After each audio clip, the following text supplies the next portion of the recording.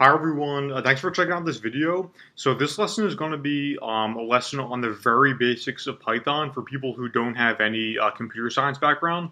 So I'm really kind of intending this lesson to be for for example, maybe like experimental biologists who are trying to learn some computational biology, but they might not even know things like what even is a programming language and like how can it be useful. So there's going to be kind of like the very basics. And in the past, I kind of said that I wasn't making any like totally introductory videos because there are already a lot of like introductory Python courses online. But then I was kind of thinking that like all those courses are good, and I usually recommend like Caleb Curry's tutorial series in particular, and that's like a really great course. And there's a lot of like good introductory Python courses, but a lot of those are kind of like pretty comprehensive, and they really cover like all of the basics of Python. But I was just thinking, I want to make some kind of like introductory like crash course that's not comprehensive and really just covers like the very basics to be able to like watch and understand like my more advanced videos on computational biology.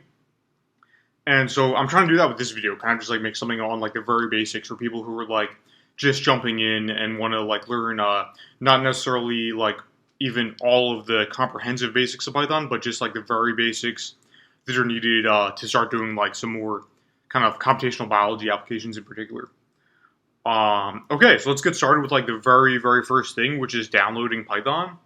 So to download Python, you just go to this website here, python.org /downloads, and you click just click this here, download Python. And then you're going to get a couple things with that download, and one of the things is going to be this application here called Idle. And so this program Idle here is going to be what you need to get started. And you guys might have noticed that in my other videos, my screen kind of looks like this, because at some point in your like programming career, at some point it becomes like easier to just write your programs in a text editor. So I usually use this text editor, Atom, and then I run the programs in the Mac terminal. And at some point that becomes easy, but like when you're just learning, I think it makes sense to kind of learn with this idle application here. That's kind of a good way to get started, like jumping into the basics. And then when you're ready, like everything you do in this program, like it's going to be the same exact code if you eventually switch to like writing it in a text editor. It'll be the same exact code, but I think it's just easier to start with this like idle shell. It's kind of like an easy environment for learning. Okay, so now we have Python installed and we're ready to get started with some of the programming. So the first question you guys might be thinking, if you don't have any like computer science background, is you might be thinking, what even is a computer programming language, and like what even is a computer program? So the way I think about it is a computer programming language it's like having a calculator that you can give like more complicated instructions to. So you can have, it's like a calculator that you can like sort of kind of like give like instructions to and have it do like complex calculations in like a step-by-step format. And it's kind of like with like Microsoft Excel, you can do a lot of kind of cool stuff that goes beyond just like a pocket calculator. And like a programming language is kind of like the next step even on top of that. It's like Microsoft Excel, but even less constraints. It's even more versatile, and you can kind of do even more with it. It's more open-ended. Okay, so what is this thing here? So this thing here, the shell, this is the Python console. So basically we can type Python programs directly in here into this command line here.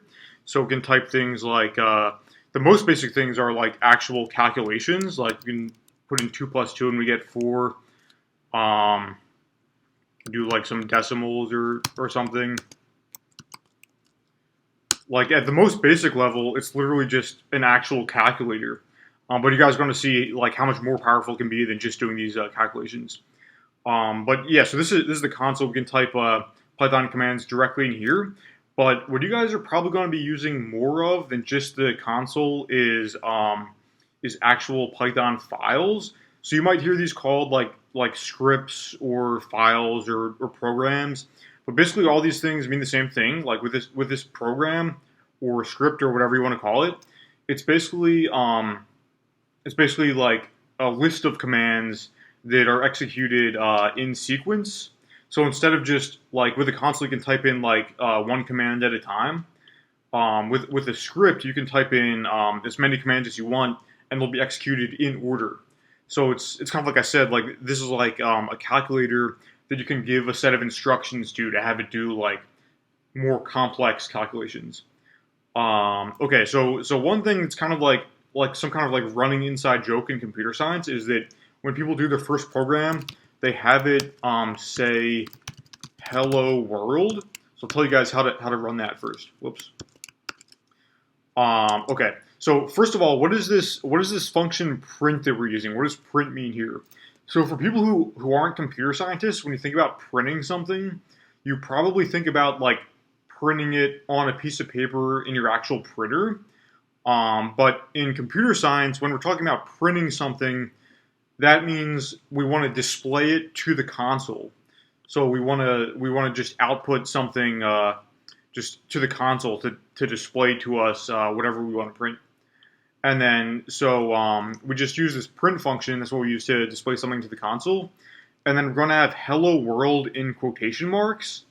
And we're going to talk about data types in a second. But basically, when you have something in quotation marks, it's what's called a string. And a string can just be it's just a certain data type that you can use for text, or you can also use it for like the string version of numbers, which we're going to talk about in a second. But yeah, so first things first, I'll just show you guys how to run this program. So we're going to go to run and then run module. And then so it's going to tell us it has to be saved first before it can be run. So we're going to say okay. And then I'll save this save this to my desktop. And I'm just going to call it learning _ Python.py. So another thing, if you guys are new to computer science, like one thing is that when you're naming your files, it makes it difficult if you have spaces in the file names. So typically, like when I'm naming files, instead of a space, I'll put an underscore, because once you start using like the terminal and stuff, when you have spaces in the file names, that can make it kind of tricky. So I'm just going to call it learning _ Python .py, and this is just the end of Python files, the end in .py. Okay, so save that to my desktop, and then okay, so we can see our output. We successfully just ran our first Python program, and it printed hello world to the console, which is what we were trying to have it do. So it looks like it worked. And I'll show you guys like how we can put more than one command in a script.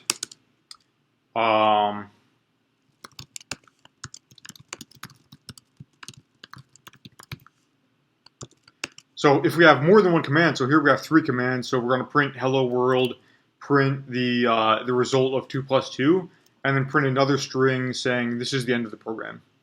So I'll just show you guys what that looks like. So when we have more than one command, it executes them in sequence.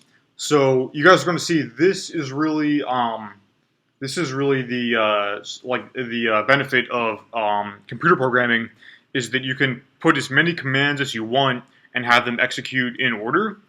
And so that's how we can start to think about like coming up with like more complex algorithms to solve like actual problems. Oh, and by the way, when you guys hear this word algorithm, it sounds like something fancy, but really an algorithm is just a set of instructions for solving a problem that can be generalized for like a bunch of similar problems. So it's just a set of instructions that you can use to solve like a type of problem. And we're gonna towards the end of this lesson, I'm gonna show you guys an actual example of something simple for that. But okay, so let's keep going. Let's talk a little bit more about like data types. So what's the difference between these things I have in quotes and the numbers? So in Python, there's 4 basic data types, which means 4 basic things you can work with. And if you want to know the data type of something, you can use this this type function here. So if we want to know the type of this hello world in quotation marks, we can just call this type function and find out.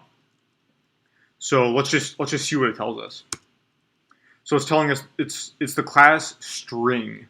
So this is the abbreviation here, but it's just spelled like normal string like that. So string just means something in quotation marks that's treated like text. And you can also have the text be numbers. So if we say if we put like 2, for example, in quotation marks, that's still going to be a string. Because it's just something in quotation marks. It's just going to be treated like text, even if it's a text form of a number, it'll still be treated like text. And then with Python, we can also use single quotes too. So we can do we can see the type of 2 in single quotes, and it will still be string.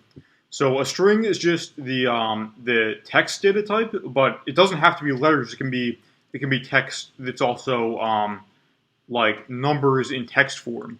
But something to think about is that if you have your numbers in text form, you can't really do the calculations properly anymore, because if we do something like this, it's not going to give us 4. It's actually going to give us the string 22, because when we have strings and we add them, it combines them together. It concatenates them. So if we say like the string like Mike, for example, and then just plus the string Mike again, it adds them together. You see what I mean? So just it concatenates them. So you can see that there's already a difference in the way 2 is being treated when it's in the string type versus the number type. Oh, and by the way, so for the number type, our second data type, there's really 2 number types. So there's if we say the type of just 2, so that's going to be what's called int, which is short for integer. It's just the integer meaning a non-decimal data type. But then if we put in the type 2.0, this is what's called a float. So you're going to hear this a lot in computer science, because like a lot of these things, by the way, guys, like these things aren't specific just to Python. These are things for like computer science in general, like the text data type being called a string, and then the int and float number data types. These are like common in like all of computer science, really. But yeah, so a number in the non-decimal form is called an int, short for integer, and then the decimal type number is called a float, which means like floating point. That's what the decimal is called in computer science. And but even though these are different data types, at least in Python, we can still like do calculations with mixed data types between the numbers. So if we do 2 the int plus 2 the float, we're still going to get an answer that makes sense. We're just going to get 4 in float form. Although, if you guys ever go on to like other programming languages, like I think like C and like Java, for example, you can actually get like errors if you try adding numbers that are different data types. And it can be kind of annoying. But Python at least makes it easy with working with numbers, because you don't have to have them all. As long as they're all numbers, they can be either ints or floats, and you can still work with them properly. Okay, so that's kind of the basics, and then so there's one more basic data type in addition to strings, ints, and floats. So the last basic one we're going to be talking about is called the Boolean data type. So that's spelled like this, which it sounds like something complicated, but really all it means is the true, like something being either true or false. So so if we say type true, it says it's the bool data type, so short for Boolean. Yeah, so the way we talk about those in Python is just capital true or capital false. And we can also get like the Boolean with like conditional check statements. So if we want to check if a statement is true or false, that will give us a Boolean output. So for example, if we want to check if 1 is greater than 0, it gives us true because this statement is true. And if we want to check it if 1 is less than 0, it gives us false because this is a false statement. And then, so also if we want to check equality, this is another thing that's common in most programming languages. If we want to check if two things are equal to each other, then we use two equal signs. So if we say 2 double equal 2, this is just checking if these two numbers are equal, and they are, so it gives us true. Whereas if we want to check if 2 is equal to 1, it'll give us false. And if we want to check inequality, if two things are not equal to each other, then we use this syntax here, 2 exclamation point equals. This just means not equal to. So if we say 2 is not equal to 0, this gives us true because it's true that these two numbers are not equal to each other. But then if we want to check 2 not equal 2, sorry, this will give us false because these things are equal, so this statement is false. Okay, and then so one more thing to show you guys is that in addition to these data types, we can use variables to store our whatever type of data we're working with. We can store it in a variable. So to assign a variable, we just name our variable something. So I'll just call it, start just calling it x. And then equals, remember just one equal sign for assigning a variable, because if we use two equal signs, that's checking if two things are equal. So we can say x equals 1. That's just defining a variable x that we're gonna store the number 1 in there. So we'll just say x equals 1, and then let's just see what x is. It's going to just tell us 1. And then we can also print x, and then also see that it's 1. So we have our variable x, which we're storing 1. And then we can also like redefine it too. We can make it, even after it's been stored as 1, we can then change it to be 3. And then see what's in x, it's 3. But let's just put it back to 1 for now. And just make it 1. So this is just a variable that we're storing number 1 in. And then we can also have a second variable, call it y, and just assign it to be the number 2. And then once we have these variables, we can do things like x plus y. We get 3, of course. Just any kind of arithmetic we want to do, x minus y, -1, x plus x. You guys kind of get the idea here, I think. So yeah, this is kind of like the very foundation of like any programming language, including Python, is having our various data types that we can use to work with like different types of data, and then variables for storing that data. So that's kind of like getting started with like the very basics.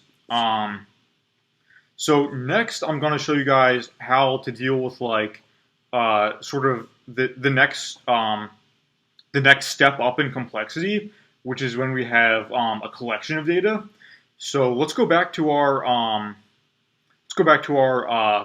our script now for a second. And so the most basic type of collection of data we're going to be working with is what's called a list. And I don't want to confuse you guys with terminology, but in some other videos I call these arrays because that's kind of like the general name for the data structure in computer science. But in Python specifically, they're called lists. So I'll just call them lists for now, just to like not confuse you guys. But if you guys hear me saying arrays in other videos, I'm talking about the same thing. So a list is just a collection of data that we store by putting them inside brackets. So I'm just going to define one called my list, and then brackets, and then we can put in whatever collection of different data we want to put in here. So maybe a couple numbers, and then maybe like a name or something. So this can just be called, oh, sorry, I forgot something important here. Forgot equal sign to assign this to the variable name my list. So I'm just going to be putting a bunch of data in here. Oh, and I'll make a comment too. Oh, so by the way, this is something else important. Any line that starts with the number sign is what's called a comment. So these are just things that you can write to yourself in the code to help you keep track of what you're doing that won't be executed as a command. So any line starting with this number sign, you can write whatever you want, and it's not going to be executed as a command. You can write like just reminders to yourself. And that's generally good practice in programming too, is to try to like comment your code so you can like look back at it later and remember what you were doing. So I'll just say, just make this comment defining a list, and then just define my list, and then got some numbers and a name in there, and then let's just print it out and see if it worked. Okay, let's try running this. And yeah, so it worked. Got the output we were expecting. So then let's talk about, once we have this collection of data, how do we access specific things like inside the list? So we do this with a system of indexing. So so the way to do this is to I'm going to just print my list again, but then we want to put in the index number of whatever data item we're trying to get. And the indexing, it's just by number, but so this is something important. It starts at 0. So, and this is true in most programming languages, like Python, as well as like most other languages. There are some exceptions, like MATLAB, for example, starts at 1. But most program languages, like the list indexing, starts at 0. So if we want the number 0 item, that'll give us the first item here, 3. And the number 1 item will be the second item, 2. And then the number 2 item will be the third item. So let's just try getting the number 0 item. So let's just run this.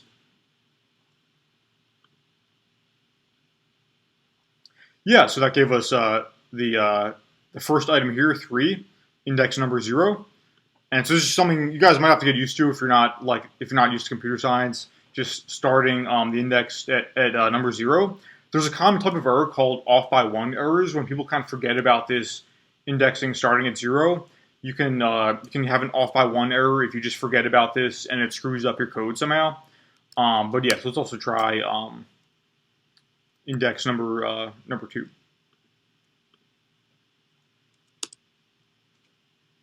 Yeah, so we get 7 here because it's index number 2. So it's 0, 1, 2. Our third item, 7 here.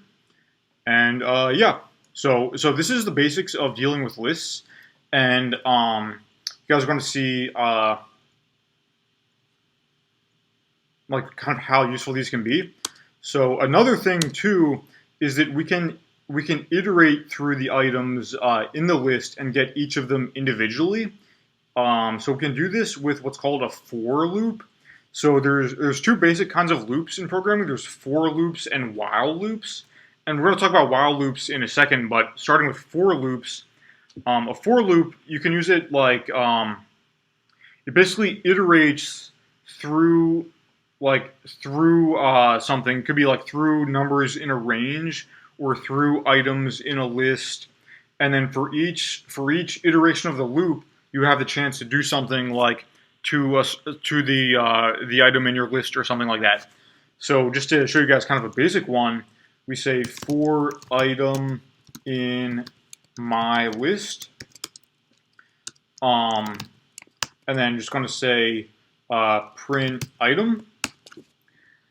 So just talk about the syntax here. By the way, when you guys hear me say syntax in programming, that just means like the way something's written. So just syntax is just the kind of the grammar of the programming language. So we say for something, for item in whatever the name of our list is, colon, and then we indent the next line. The next line for the for loop, it has to be indented for whatever we want to be done to each item. So, so for now, I'm just going to say print the item. But this can be whatever kind of commands we want. If we're dealing with like number something, we could have some kind of like arithmetic done on each one of the numbers. But for now, I'm just going to like try to print out the item. And something else important here for the syntax, for like this whatever we're calling it here, it can be whatever we want it to be. So I can call this item and then say print item, or I can call this thing and then print thing. I can call this just some gibberish and then print gibberish. But I mean, it's kind of like any of these will work fine as long as what's written here matches whatever we're doing. Like whatever we write here, this is just what we're calling each item in the list. So as long as they match, it can be whatever we want to write here. But I think it makes sense to just call them items for now. So let's just run this and see what it does.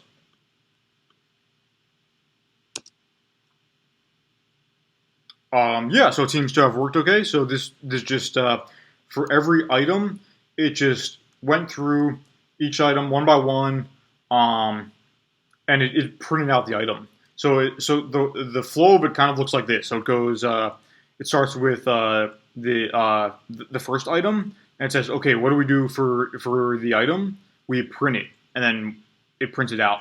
And then okay, so then we go. There's nothing else written, so we just go to the second item. And then what do we do for the second item? We print it, and then it prints it out. And it just goes through. This is what's called a for loop, because for each thing in our list, it's doing something with this thing. So this is one of the types of loops. And then we can also add more commands even within the for loop too. We can also print the type of the item, and then just to give it some space, also have it just print a blank line so we can see, can space them out. We can see what type each item is.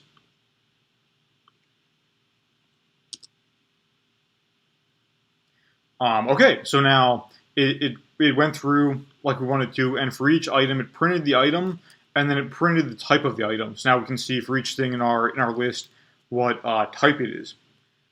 Okay, so that's a for loop here. So I hope that makes sense to you guys. Just for each thing we have in our list, we're just going through and doing some commands on that thing, and then we can also have a for loop for numbers in a range. So we can do something like for numbers, we sometimes just call the number I, and then we can say for I, which is going to be a number in range 0 to 5. Let's just see what this does here for this type of for loop. Let's just try this out and see what this does. This is just the other type of for loop, other than just for items in a list. We can do for numbers in a range. So let's just see what this gives us here. Okay, so we can see for I in range 0 to 5, you just went through and printed out all the numbers up to, but not including this last number. So this last number is it's not included. It starts at 0 and does all the numbers up to, but not including 5. And like we could, it's like I said before with like the item, we can call this whatever. We can call this like J or something, or we could call this number. It'll work for any of these, but kind of a convention is to call it I. And something else kind of cool is you can have for loops within other for loops. So we can say like for I in range 0 up to 5, but not including 5. And then within this for loop, we can actually put another for loop in here, and then call this for J in range 0 to 5, but not including 5.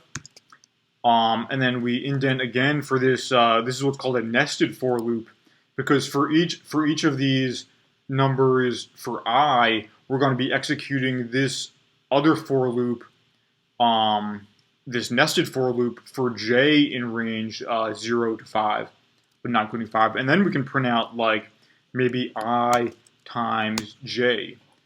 Can try this.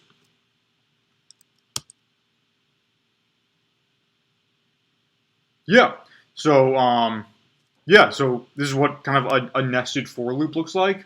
You can put for loops inside of each other. You can do this as many times as you want, but just kind of like be aware that if you put too many for loops inside of each other and it becomes like so many commands, you can end up with a pretty complex program that can like take a long time to run. So there's something to kind of watch out for in terms of runtime.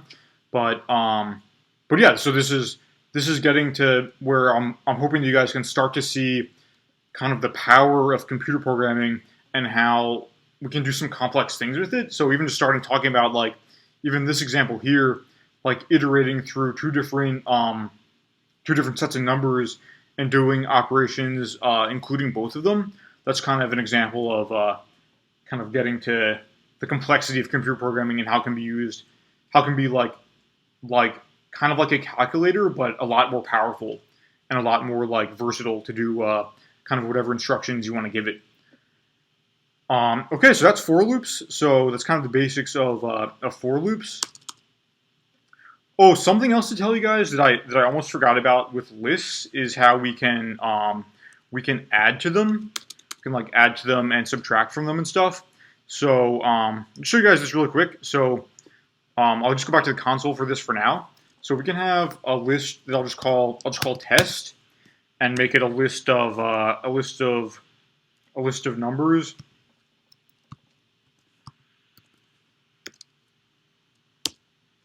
So then let's just see what test is for now. So this is what our test list is. If we want to add items to this list, we use what's called the append function. So or I guess technically the append method. So we can just say test.append and see kind of this is why it's good to learn with idle. It kind of shows you some hints about what you might be wanting to do, which I think is kind of helpful. So this one here is append, and then parentheses, and then whatever we want to add to it. So let's say I want to add the number 100. So test.append. This is what's called a method on our test list. This is using the append method, which is just some kind of thing you can do with your list that can be like a useful thing to do with it. So I'll just execute this method here, appending 100 to it, and let's see what we have for our list now. So now we have our same list as before, but 100 has been added onto the end of it. So we can keep doing this a couple more times. Maybe append 200. And then we have 200 on the end. If you guys have watched like my my simulation videos, I use this a lot because when we're keeping track of a variable in a simulation, like a Gillespie simulation, for example, or something like that, it's like the way we keep track of the data is we have some list that we're appending to every time the simulation gets updated. So this is definitely like a very useful thing, and this is why it's called like I was saying before, like I call these things arrays sometimes, and the reason for that is that it's when you have this list object that you can append to, the data type, like the data structure type is called a dynamic array. Dynamic meaning that you can change the size of it, and that's compared to like what's called in computer programming a static array. A static array is this kind of array data structure where you can't change the size of it. But yeah, the Python list, since you can change the size and append to it, it's called a dynamic array. But anyway, I don't want to confuse you guys with too much terminology now. But yeah, it's just something important to know with these the lists is that you can append items onto the end of them. And then if you guys if you noticed here, like there's a bunch of different methods you can do with a list, and I'm not going to cover all these in this video because I'm showing you guys like the basics. But Yeah, whenever we have some kind of like variable or like data object we're working with, and we do something like where we say the name of that object, period, and then some command with parentheses. This is what's called a method, because it's just a method that can be executed on our object that can be useful. So if you're someone talking about, yeah, like a method, that's what they're talking about. This append command here is an example of a method. Okay, so let's continue on. So I'm gonna comment this stuff out now, just so we don't have to, so that it'll still be in the file, but we don't have to actually be running it every time. So I'm just gonna say yeah, format comment out regions. That's just gonna put the whole thing in comments, so we can still have it here, but we don't have to think about it for now. And then the next thing I'm going to show you guys, I'm going to show you guys while loops, but before we talk about while loops, there's something else I need to show you guys, like, even before we do that. Kind of just still going over the basics. So, so the next thing I'm going to show you guys is what's called an if statement. So, you know how I showed you guys before how we can have these Boolean variables that are either true or false? Well, an if statement is going to be what we do if there's a block of code that we want to execute if some statement is true. It's kind of like, in some ways, like self-explanatory. Just some code we want to do if a statement is true, but if it's not true, we can either do something else or we can do nothing. So this is really like, this is like the most basic component of like computer science. And really, if you're familiar at all with like computer chip engineering, when you really get down to the low level, like all of computer science really breaks down to if statements. So that's how important they are. Is that when you get down to like the binary like transistor level of like computer chips, it really ends up being like all broken down into if statements really. So that's how important they are. But yeah. So let me just I'm just gonna like, you guys remember we talked about like Boolean variables. So if we have 2 greater than 1, this will give us true because the statement's true, and then we can store this true Boolean variable. We can store this in a variable. So I'll just call the variable test again, even though that was the name of the name of our list. I'll just use the name of the variable again. So I'm going to say test is going to be this statement here, whether this is true or false. So then let's just define that and then print out test and see what it is.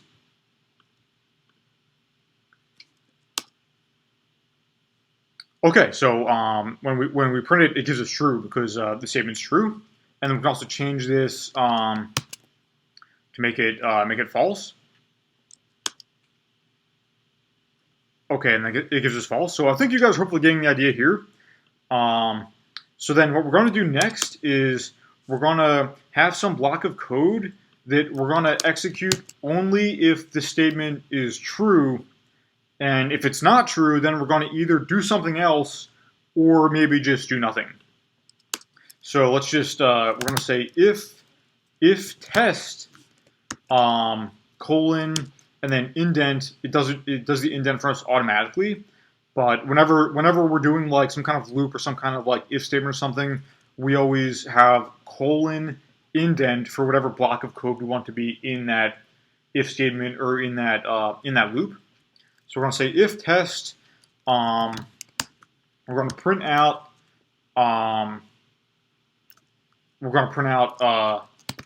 this is true. So simple enough. So for now, we're going to have it just do nothing if it's false. So if it's false, we're just going to do nothing. But I'll show you guys in a second how to have it do something if it's false. But yeah, so we'll try running it the way it is.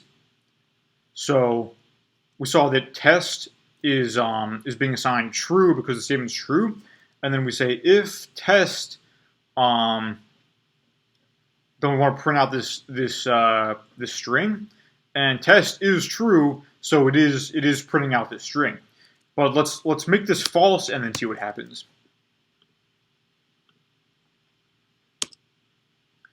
So if it's false, then this code doesn't get executed. So if test is false, we just don't do anything here because this code is just not being executed. Okay, but let's try something else. Let's say what about if it's false and we want it to do something else if it's false? So the way we do that is with an else statement. So if we have some if statement, we have the option to include an else statement. And the else statement will just be, if we want to have it, it'll just be some code block we want to have execute if the statement is not true. So in this case, we can say print this is false.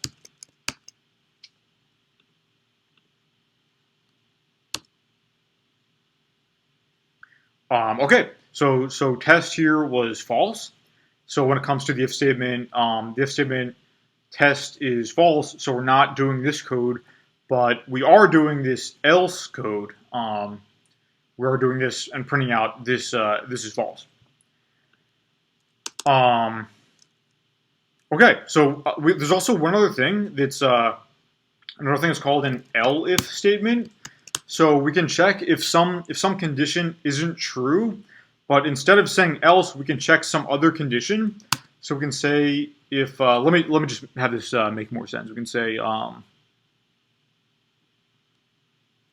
okay, I'll just change this to be numbers for a second. So I'll just say like we can also have the statement instead of a variable. We can have the statement be directly in the if statement. So we can say if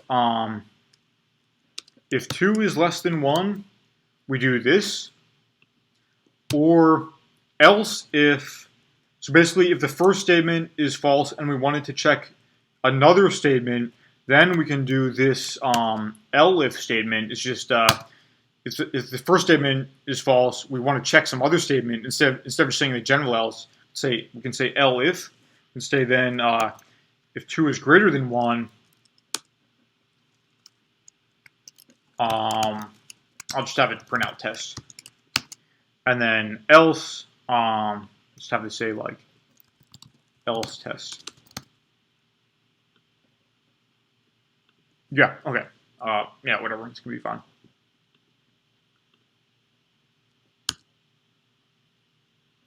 So here it's printing test because basically the workflow is it says, okay, first things first, is 2 less than 1? Well, no, this is false, so we're not printing out this code here. But then this is false, so we check our elif statement. Is 2 greater than 1? Yes, this is true, so we do print out test, and then this ended up being true, so we don't even check this. We don't even do this else statement here at all. Okay, so I hope that kind of made sense for you guys for if-else statements. So this is kind of like the fundamental like building block of computer science, and this is why it's so useful. It's kind of like if you guys think about like it's kind of like a flow chart or something. You guys know how like flow charts have like instructions to do that are like based on different steps, and at a certain step it can say like, okay, if this one thing is true, you do this. But if this other thing is true, you do something else. That's kind of like the basics of what a computer program is it's like a set of instructions that you can like give instructions to and have it do different things based on the outcome of like previous instructions and like whether some things ended up being true or false. You can give it like different instructions to do based on that. And so the next thing I'm going to tell you guys about is a while loop. So this is our second type of loop we're going to be talking about because we talked about for loops. The while loop is going to be our second type of loop, and this is going to be yeah, kind of like when we talk about like if statements, for loops, and while loops. This is like the basics of like control flow of a computer program. So that's going to be talking about like how to like repeat steps and how to like condition steps based on if a statement is true or false. So the while loop is going to be the second type of loop I'm going to be telling you guys about for that. So again, I'm going to just comment this stuff out for now, so we don't have to think about it. Sorry.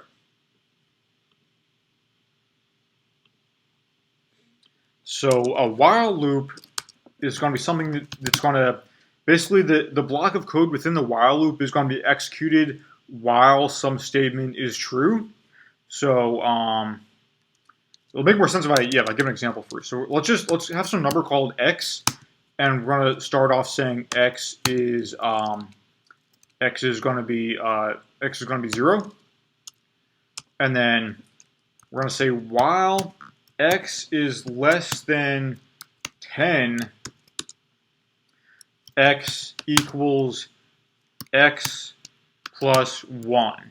And it's okay to assign variables this way. You can assign the new variable of a, sorry, can't talk here, but you can assign the new value of a variable actually based on the previous value. So we can say the new value of x is going to be the previous value plus 1. This is called incrementing x. We're incrementing it by 1. So we're going to say while x is less than 10, we're going to keep executing this block of code. So basically this code is going to be executed, and then we check and see if the statement is still true. And then if it's still true, we execute it again, and then check the statement. Is it still true?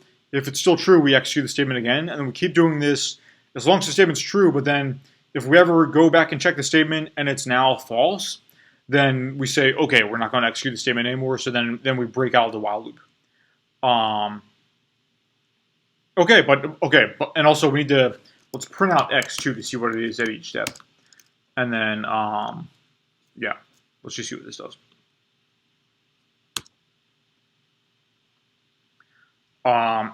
Okay. So it's just, we start with x being 0, and then we have this while loop saying, while x is less than 10, we're going to keep executing this code. So the code each time we go through, if it's still true that x is less than 10, we're going to increase x by 1 and then print out x. So you can see we just got our output there. And then, but once it's no longer less than 10, once it's equal to or greater than 10, then this isn't true anymore. So we're going to not execute the while loop anymore. So then, just to emphasize this, I'm just going to put like at the end, finished.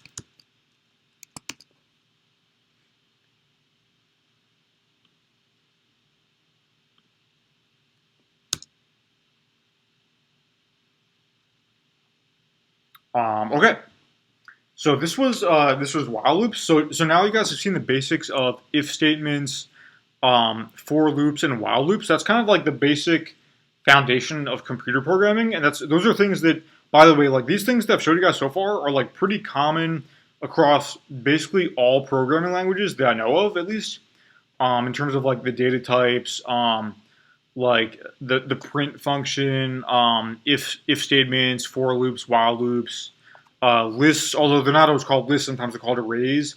But yeah, these are kind of like the foundations of computer programming. Oh, one thing I forgot to show you guys. This is also important. So just going back to data types for a second. So it's kind of like, you know how I told you guys that there are like different data types, and the string data type is like the text data type. So if we have like the string 2 plus the string 2, it doesn't give us what we want. It gives us like the string 22. So how do we change between data types? Like if we have these numbers that are in the string format, how do we get them to be whatever format we actually want them to be? So we do this with what's called data type casting. So casting in this sense means we have some data that's in one data type and we want to cast it into another data type. So we can have like, just call it our test variable again, be the string 2. How do we get this to be in one of the number data types? So what we do to cast it is we say, for example, int parentheses test. So this will cast our test data into the int data type. So this will, if we want to like just execute like that, it'll give us the int 2. But remember, this still hasn't reassigned yet. So the test variable is still just the string. So if we want to reassign, we reassign like with the cast.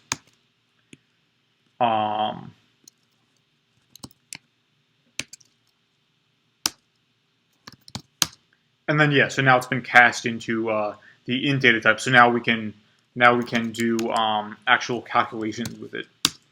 And then the same would be true if we want to cast to the float data type. It's just float float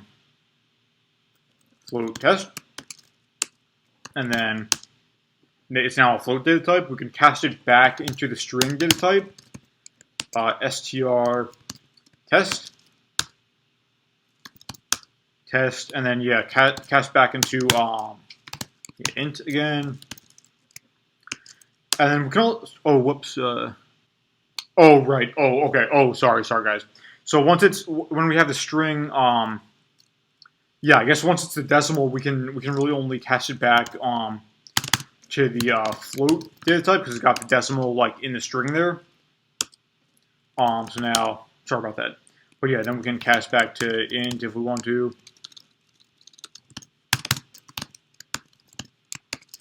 And then we can also cast it to the Boolean data type if we want to. Like if we take the Boolean cast of any number, like 1 for example, the Boolean of 1, it's going to give us true, and then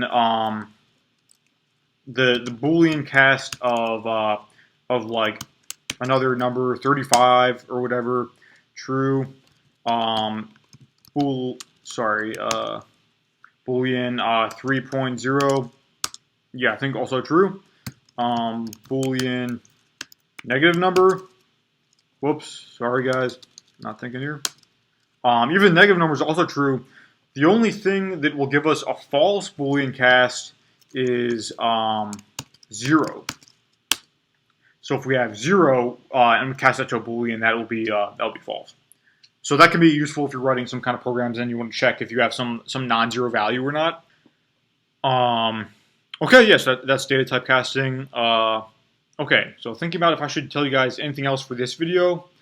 You know what? I think that's probably good for this video to stop. Although I'm gonna think if I should keep making kind of like an introductory Python course and get into like slowly get into like more and more advanced things.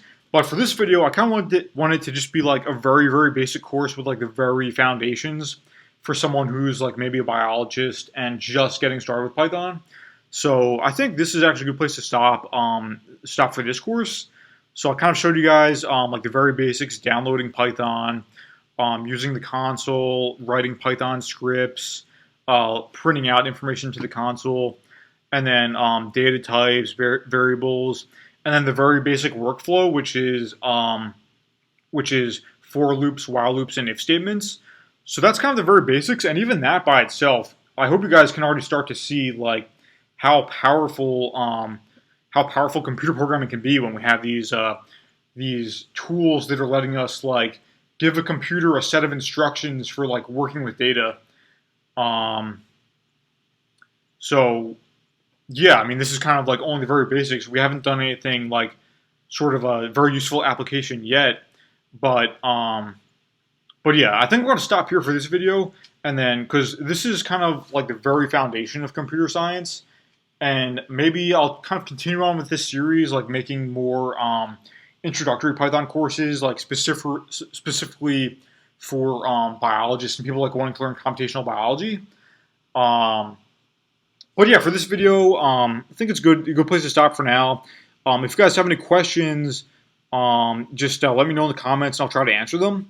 And I'm also going to put this code up on my GitHub page if you guys want to download this code. Although, I mean, I realized it's not really much, but it's kind of like, you know, getting started with the very basics, laying the foundation for starting to think algorithmically, like think in terms of like, how do we give instructions to a computer in a way that could let us solve a problem using these tools like if statements and loops and things like that. How do we think algorithmically about problem solving using this foundation? So yeah, I guess this is a good place to stop for now. So let me know if you have any questions, and thanks for watching. And if this is useful to people, I'll keep making these introductory videos too, if this is useful. So thanks, and see you next time.